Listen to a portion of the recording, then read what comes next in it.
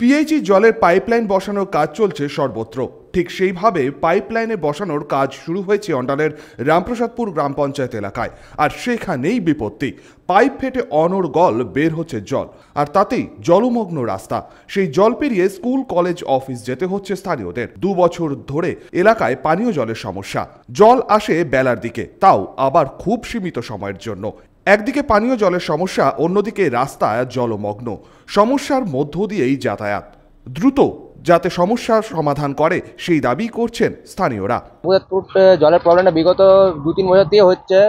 পাইপলাইনের তো কাজ হচ্ছে প্রতিবারেই, বলছে ঢালাই করবো, রাস্তা অবস্থাতে শেষ।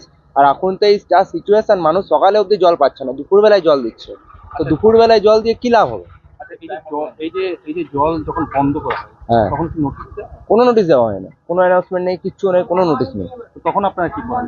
আমরা কি করবো তখন? জলের জন্য কিছু উপায় নেই, জল কিনে আনতে হয়, নাহলে এমনি করে অবস্থা, জলই তো নেই আমাদের, আমরা কি খাবো এখন জল? এটা নিয়ে কিছুই বলেননি। সকালে একটা এমনি করে হয়েছে, সকালে রিসেন্ট জল পড়ার সময় একটা অ্যাক্সিডেন্ট হলো, একটা বাইক অ্যাক্সিডেন্ট হলো, বাইক পড়ে গেল জলে। তারা তো আপনার ওনারা তো কিছু স্টেপ নিচ্ছে না। না, ঘন্টা হোক 2 ঘন্টা হোক দিয়ে ভালো। সকালে জল দিচ্ছে কি না, কখন জল দিচ্ছে? 3টার পর। কতটা অসুবিধায় আছেন এখন জল ছাড়া? অসুবিধা মানে অসুবিধা সবই এমনি এমনি। তারপরে আমাদের পায়ে এমনি করে, ঘরে কল যায় নাই। আচ্ছা আচ্ছা, মানে পায়ে কলটা হচ্ছে নাই, আমাদের এদিকে আসে না এখন। যখন জল দেয় না তখন কি নোটিশ দেয় বা কাউকে না জানায়? না, কিচ্ছু না। দ্রুত সমস্যা সমাধানের আশ্বাস দিচ্ছেন রামপ্রসাদপুর গ্রাম পঞ্চায়েত প্রধান কৃষ্ণা মণ্ডল।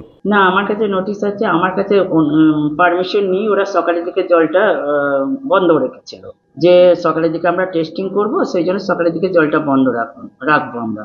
আপনার কাছে কোনো পাবলিক যদি বলে আপনি বলে দেবেন, কিন্তু বৈকালের দিকে তো ওরা চালু করছে, এমন কোনো নোটিশ নেই যে চালু করছে না।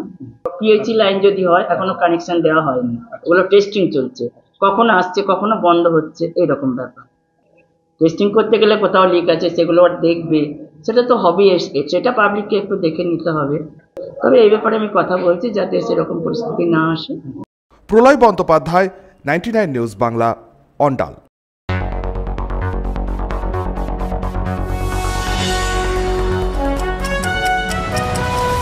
আপনারা দেখছেন 99 নিউজ বাংলা।